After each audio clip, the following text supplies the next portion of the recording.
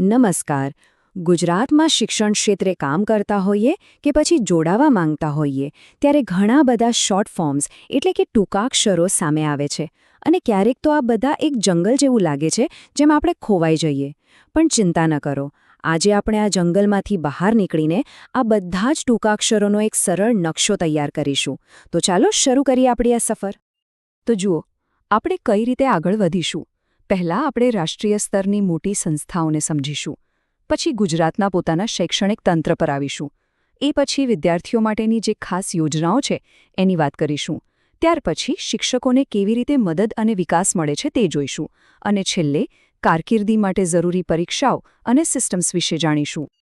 તો શરૂઆત કરીએ આપણા પહેલા વિભાગથી, રાષ્ટ્રીય શૈક્ષણિક સંસ્થાઓ.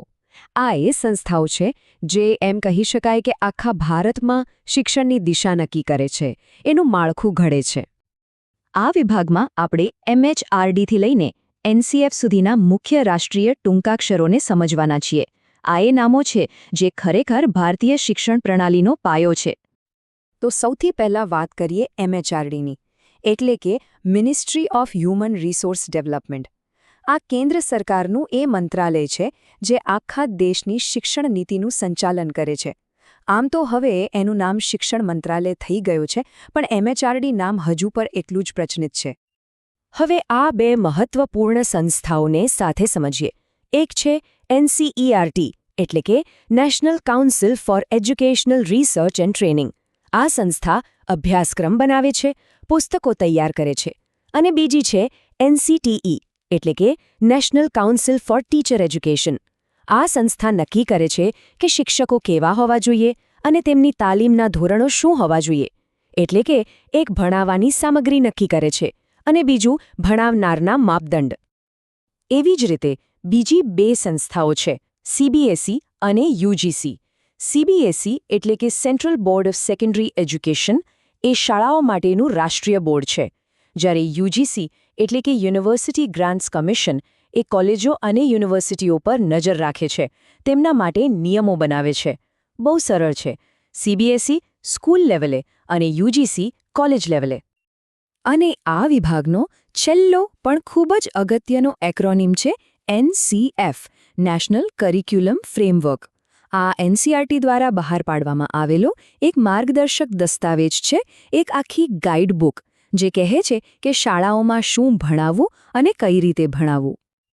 સારું, તો રાષ્ટ્રીય સ્તરની વાત તો થઈ ગઈ. હવે ચાલો આપણે આપણા ગુજરાતમાં આવીએ. જોઈએ કે આ રાષ્ટ્રીય નીતિઓ અને માળખું આપણા રાજ્યમાં કઈ રીતે કામ કરે છે. હવે આ એ ટૂંકાક્ષરો છે જે ગુજરાતના દરેક શિક્ષકને રોજે રોજ કામમાં આવે છે. આ આપણી સ્થાનિક સિસ્ટમ છે. ચાલો એને નજીકથી જાણીએ. GCERT. આને સમજવું બહુ સહેલું છે. જેમ દેશ માટે NCERT, એમ ગુજરાત માટે GCERT, એટલે કે ગુજરાત શૈક્ષણિક સંશોધન અને તાલીમ પરિષદ. ગુજરાતના અભ્યાસક્રમ અને શિક્ષકોની તાલીમની જવાબદારી આ સંસ્થાની છે. અહીંયા થોડું ધ્યાન આપવા જેવું છે, કારણ કે DEO અને DPO આ બંનેમાં લોકો બહુ ગૂંચવાય છે. DEO એટલે કે જિલ્લા શિક્ષણાધિકારી, જે જિલ્લામાં માધ્યમિક અને ઉચ્ચતર માધ્યમિક શિક્ષણનું કામ સંભાળે છે, જ્યારે DPO એટલે કે જિલ્લા પ્રાથમિક શિક્ષણાધિકારી એ જિલ્લામાં પ્રાથમિક શિક્ષણ પર ધ્યાન કેન્દ્રિત કરે છે. આ તફાવત બહુ સ્પષ્ટ હોવો જોઈએ. તો આ આખી સિસ્ટમ કામ કઈ રીતે કરે છે એનો ફ્લો સમજીએ. સૌથી ઉપર જિલ્લા સ્તરે DEO કે DPO હોય છે. એમની નીચે તાલુકા સ્તરે TPO એટલે કે તાલુકા પ્રાથમિક શિક્ષણાધિકારી. એની નીચે બ્લોક લેવલે BRC એટલે કે બ્લોક રિસોર્સ સેન્ટર. અને છેક નીચે અમુક શાળાઓના સમૂહ માટે CRC એટલે કે ક્લસ્ટર રિસોર્સ સેન્ટર હોય છે. આ રીતે ઉપરથી નીચે સુધી આખી ચેઇન કામ કરે છે. સારું, આપણે તંત્રની વાત તો કરી લીધી, પણ આ બધું કોના માટે છે? વિદ્યાર્થીઓ માટે, ખરું ને? તો હવે આપણે એવી યોજનાઓની વાત કરીશું જે સીધી વિદ્યાર્થીઓ સાથે તેમના ભણતર સાથે જોડાયેલી છે. એક સવાલ, શું કોઈને ખ્યાલ છે કે ભારતમાં શિક્ષણના અધિકારને સુનિશ્ચિત કરતી સૌથી મોટી અને વ્યાપક યોજના કઈ છે? જરા વિચારો. અને એનો જવાબ છે SSA, એટલે કે સમગ્ર શિક્ષા અભિયાન. આ એક ખૂબ જ વિશાળ સરકારી કાર્યક્રમ છે જેનો એક જ ઉદ્દેશ્ય છે, દેશના દરેક બાળકને ગુણવત્તાયુક્ત શિક્ષણ મળે. એસએસએ તો એક મોટી છત્રી જેવું છે, જેની નીચે ઘણી બધી નાની મોટી પણ મહત્વની યોજનાઓ ચાલે છે, જેમ કે કેજીબીવી, જે ખાસ કરીને દીકરીઓ માટેની રહેણાંક શાળાઓ છે.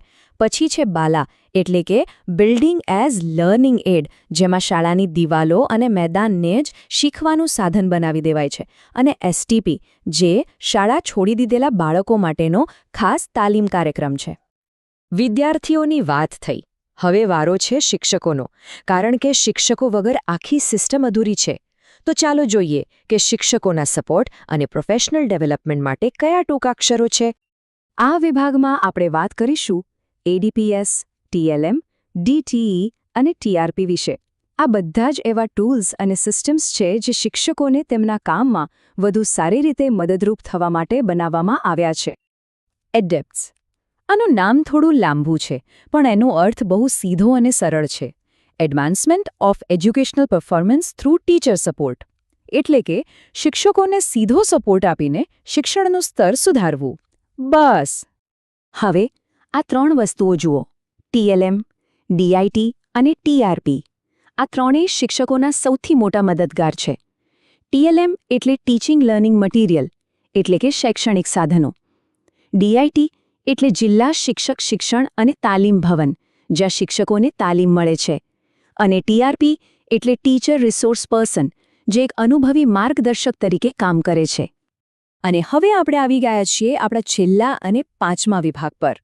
અહીં આપણે વાત કરીશું પરીક્ષાઓ અને એવી સિસ્ટમ્સની જે દરેક શિક્ષકની કારકિર્દી માટે, તેમની પ્રગતિ માટે બહુ જ મહત્વની છે. આમાં મુખ્યત્વે ત્રણ બાબતો છે.